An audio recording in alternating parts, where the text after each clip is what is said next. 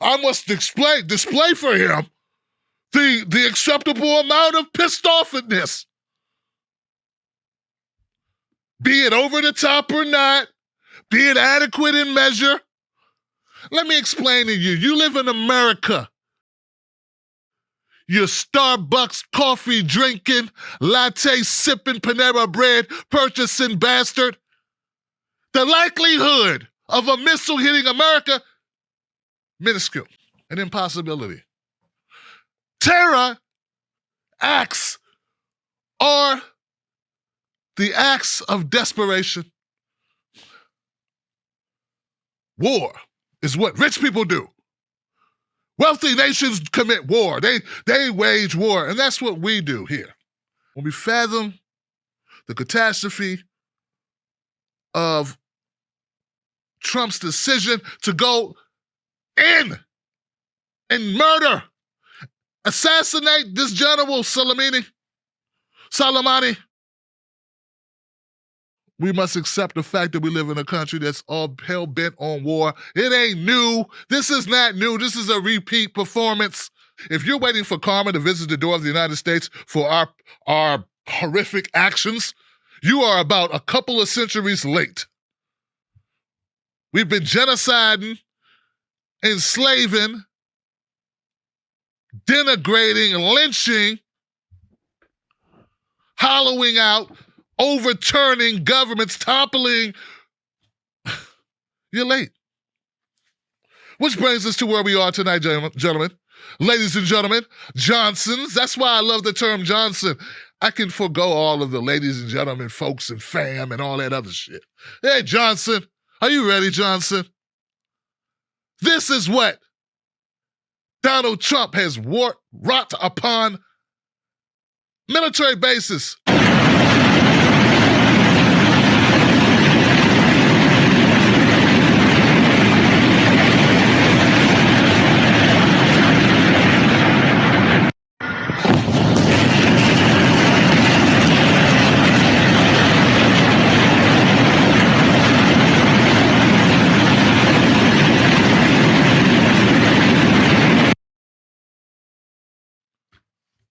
Well, we had 2 bases attacked. I don't know the casualties. The information has not been provided as of yet. The amount of destruction that was visited upon these military bases, these U.S. military-occupied bases, the sprawling air base in western Iraq that hosted President Trump during his first visit to a combat zone was one of the military installations where American troops are stationed. They came under ballistic missile attack by Iran early Wednesday. Al-Assad Air Base, along with an air base near Erbil in northern Iraq, were targeted in retaliation.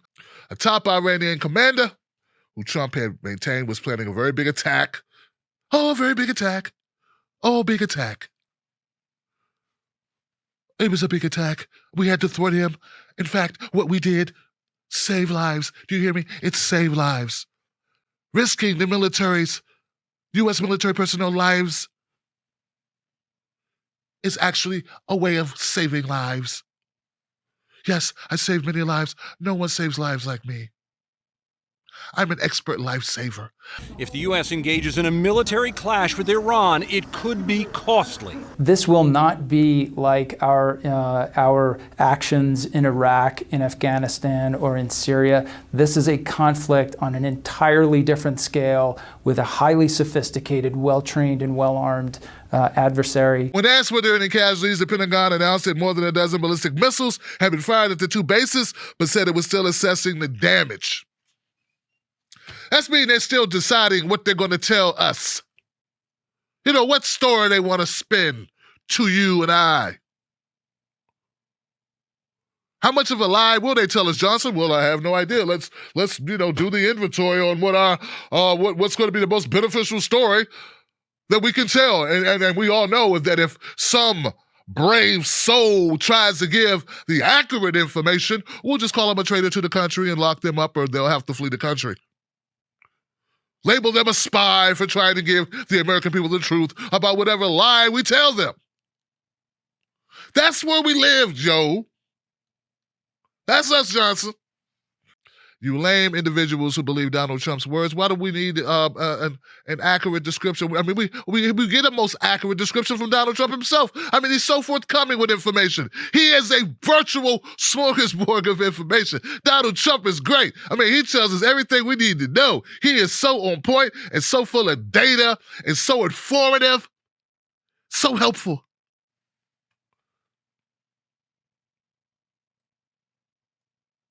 All is well. Missiles launched from Iran at 2 military bases located in Iraq. Assessment of casualties and damages take place now. So far, so good. We have the most powerful and well-equipped military anywhere in the world. By far, I will be making a statement tomorrow morning. Man, we might as well go ahead and end this broadcast. We don't got nothing to talk about. What I'm live streaming for? We got Donald Trump talking about. All is well. All is well. They sent missiles at people. Because of you, Donald Trump. All is well. All is well. That's because your fat ass wasn't there.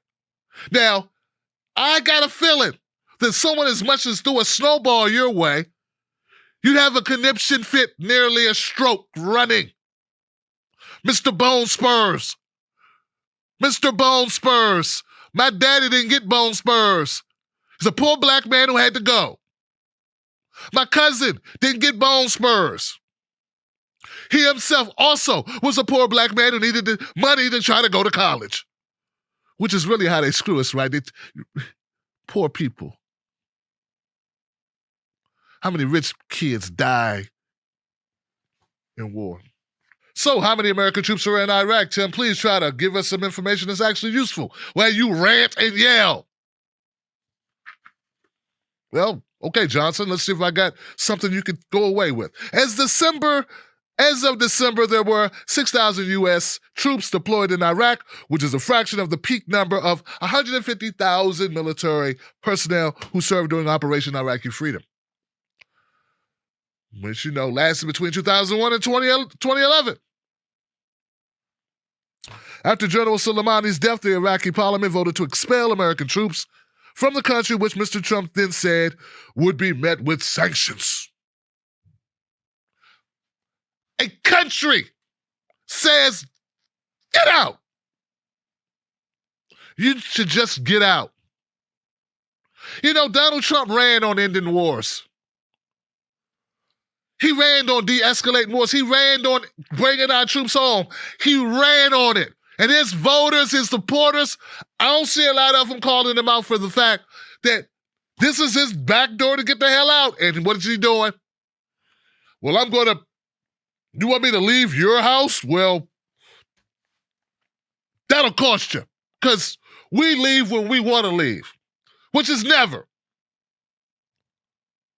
I want you guys to understand that the people that will pay for the assassination of Soleimani are U.S. troops who are in the region and friends of the United States. The countries who are in the the unfortunate position where they have any type of relationship with the United States. Those are people who go pay for it. Not you, Johnson, sitting at home watching Good Girls, streaming it on Netflix. Not you. No, you're going to be fine. You get pissed off. I'm upset. Yeah, I'm upset too. But the people that are really upset are the people going to lose people. There is no amount of yelling and screaming that I could do that could ever quantify, ever even come close. In fact, it's almost disrespectful. Disrespectful to even put in your head that is some type of equatable response to someone losing their damn mother or their father or their sons or their daughter or everything they've owned on this earth. When you kill a man, you not only kill a man, you kill every dream that man had. Everything he wanted to be. And you don't even know him. And he did nothing to you.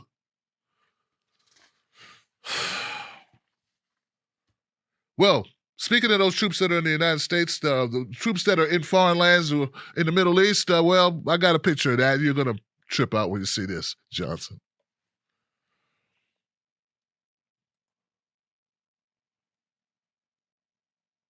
Where you see flags is where Americans are.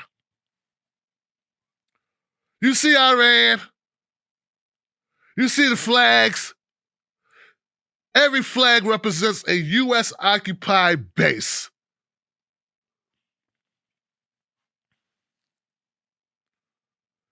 You see Iraq. You see Afghanistan. You see United Arab Emirates, Saudi Arabia. You see?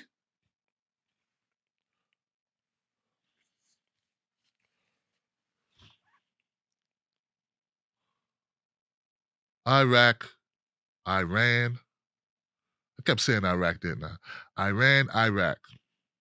Well, Iraq wants us out because Iran's pissed off and they got to live there. That makes sense. There will be no more Iran if we choose for there to be no more Iran. Do you understand that? I don't like it. But did you see that picture? Did you see that shit? Did you look at that?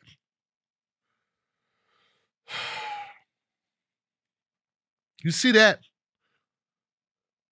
Does that put it in perspective? Now,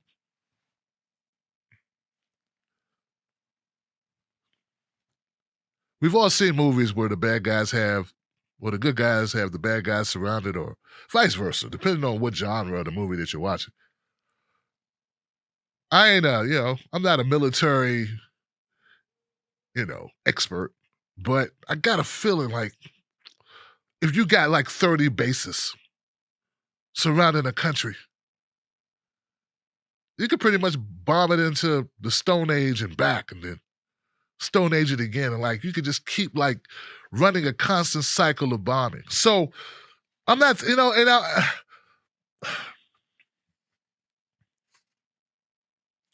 we the bullies. We are the bully. And there's no amount of yelling and screaming that I'm going to do that's going to change that we bully the Middle East. Because we can blow them up and go home, Johnson. And Iran doesn't have the missiles, the capability to hit the mainland of the United States. So if you could punch somebody as many times as you want and they can't reach you, is that even a war? All you gotta do is go home and war's over, right? It's not that simple, Tim Black. You're being very reductive. Yeah, but I'm being honest too. Oh, but you need to say the thing with the thing and to do the thing and they'll say all the stuff.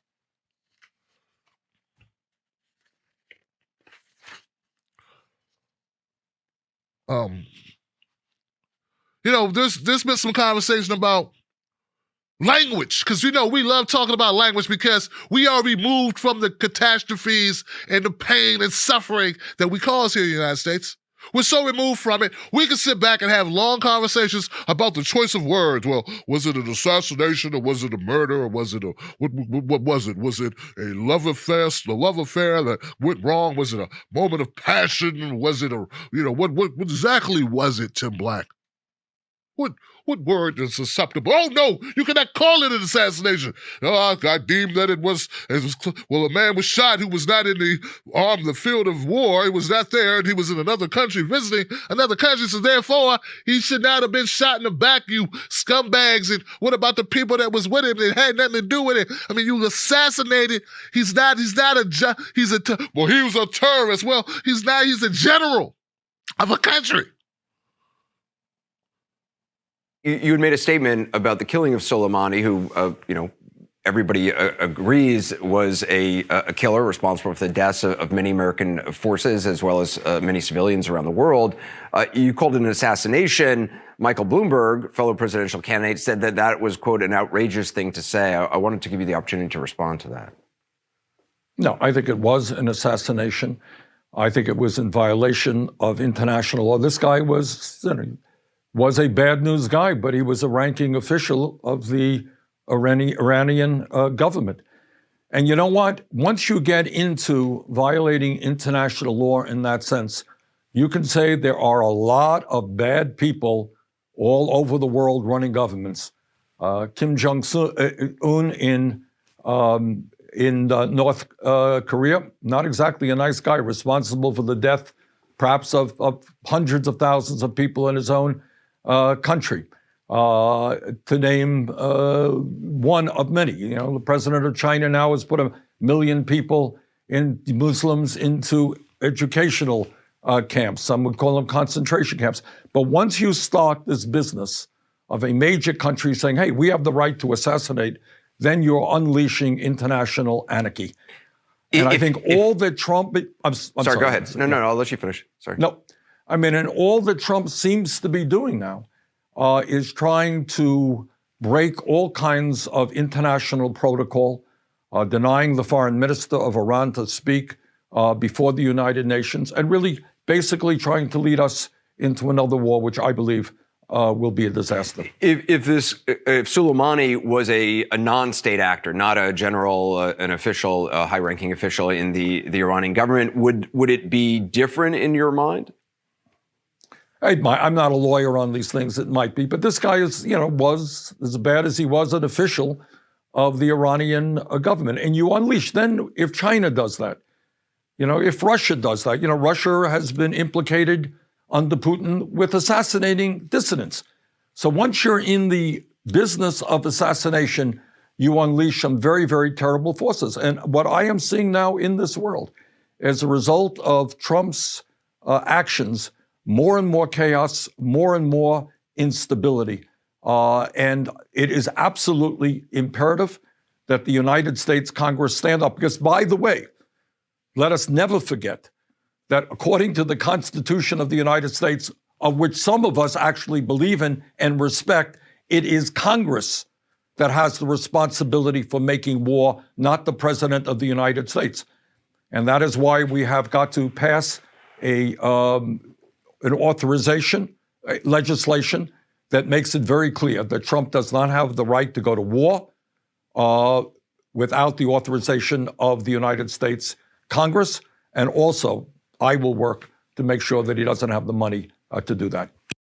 In your face, Republicans. In your face, scumocratics. In your face, warmongering, bloodthirsty villains.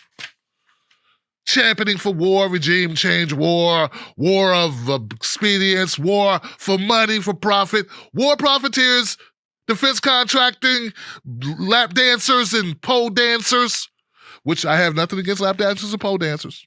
Sex workers, love you. You get my point. The problem here, Bernie does an excellent job. He lays down reason after reason why this was horrible. For one, it's against the law, Johnson, against our Constitution that says the president can't unilaterally take us to war. He has to go through a process. He is not God. He has to clear it with Congress. Very reasonable explanation, very, very even keel, lack of emotion, just very reasonable, very cogent reasoning based on Bernie. Bernie's laying it down. And assassination, it sets a horrible precedence. There are leaders all over the world. I know it don't seem like it, but this is actually other places besides the United States. I know it's crazy. It's hard to wrap your head around, man.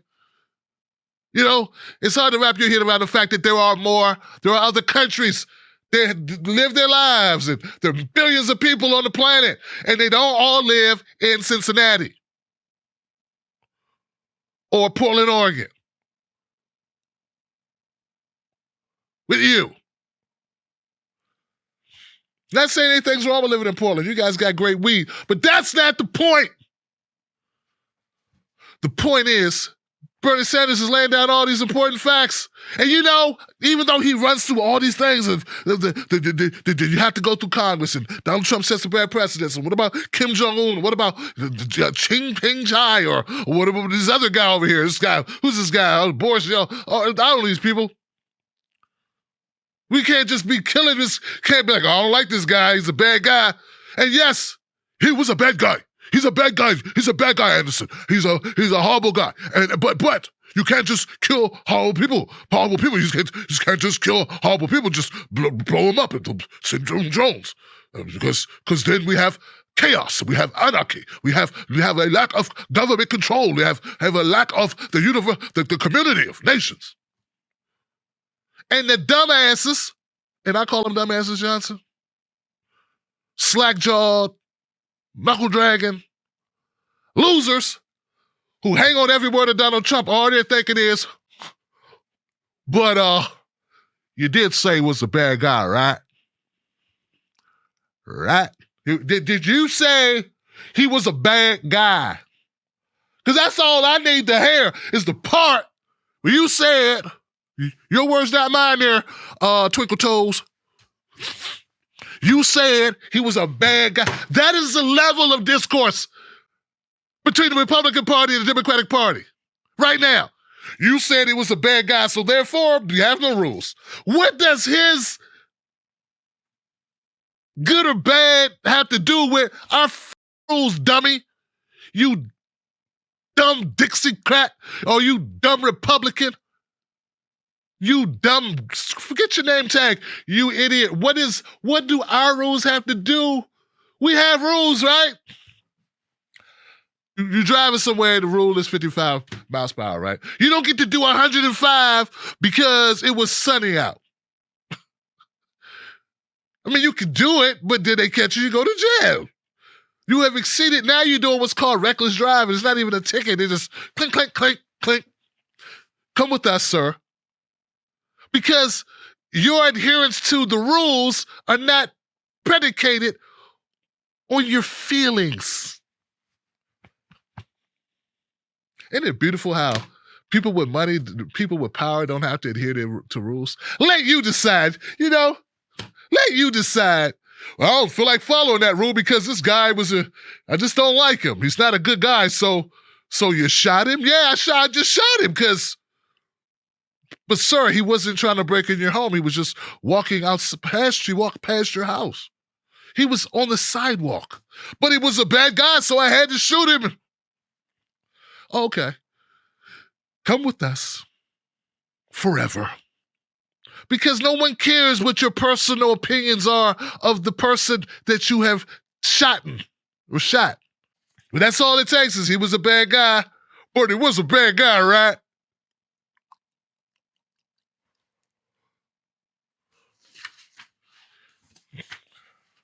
Cowboy boot wearing.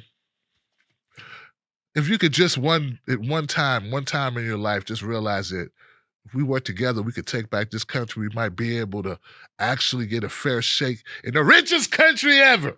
You could actually have something in it if you pry it out of the cold, rotten hands of the elites. We could have something. But all you do is kiss butt of those in power who just want to stack paper that you will never get any of. They're just stacking it. Oh, look at the dummies. Let the dumb poor people fight for us, fight over us, and defend us. They want to be like us, but we will never allow such. Count our money while they poor dummies fight amongst themselves and defend us at every turn. And oh, yeah. And he wanted, there's a kicker to all of this as well. And look, man, like I try not to fault people who voted for Donald Trump because I understand it. I too found Hillary Clinton objectionable. I too found her hard to stomach.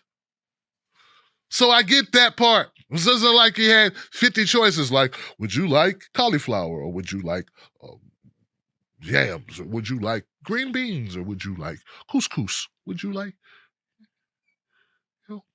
rice and beans, or beans and rice, or peas and rice, or would you? No, you had two choices. You want broccoli or Brussels sprouts.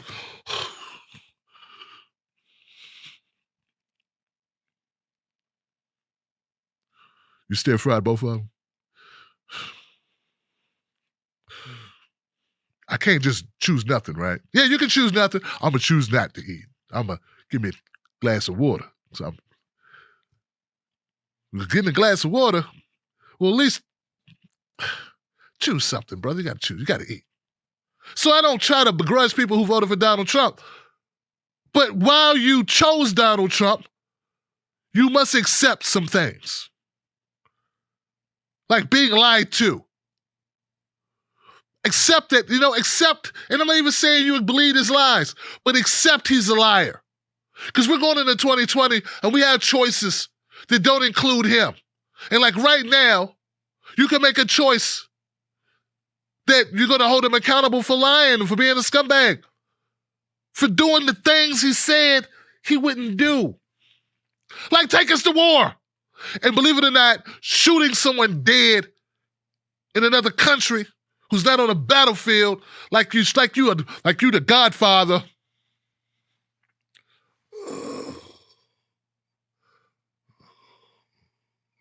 Take him out.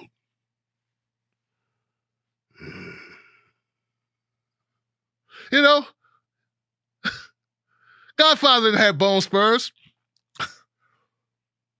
But you got to hold him accountable for his deeds, his misdeeds, his lies, his denials, at least like on principle for bamboozling you and thinking you're stupid, playing you for a fool. At some point, you got to say, hey, man, this ain't, way to go there, fooling everybody, but maybe we don't like it.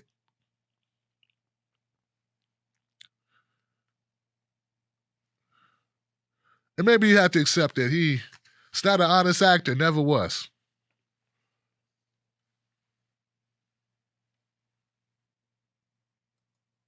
Here goes my tweet to Donald Trump. It did pretty good. Here it goes. It's actually a retweet or a reply to Donald Trump's statement where he said in 2013, be prepared. There is a small chance that our horrendous leadership could unknowingly lead us into World War III. And I just said Trump is psychic.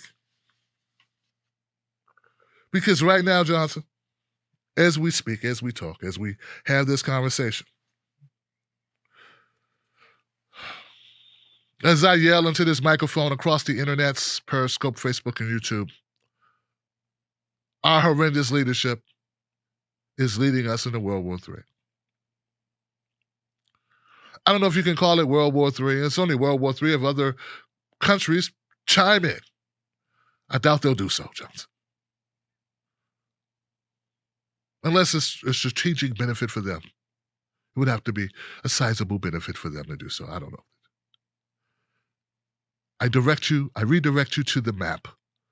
This shows you the overwhelming advantage the United States holds in these matters, which is the reason why we get to take long, smelly visits. It's the reason why we get to go take a newspaper, walk into these other countries and stay a while and leave without even flushing. It's because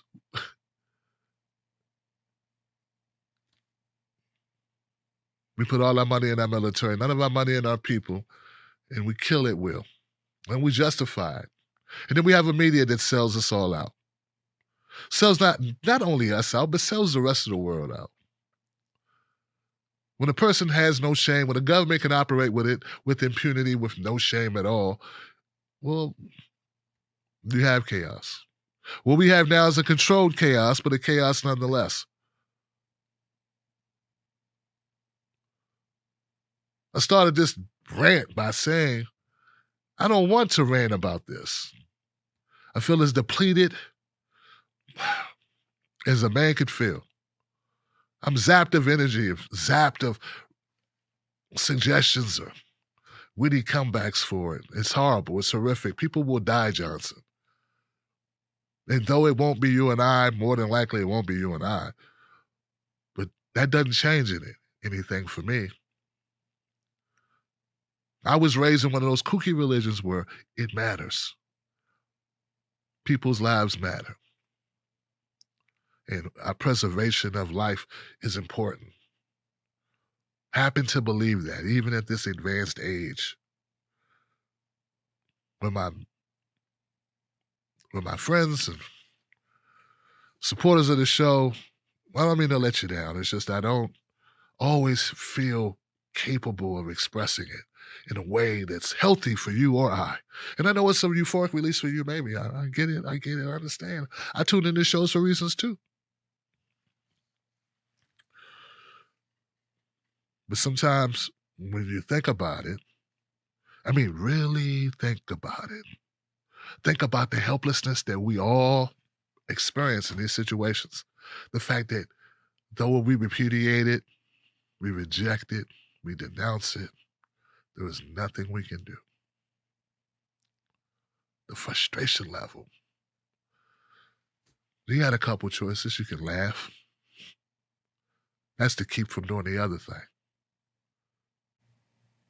Cry.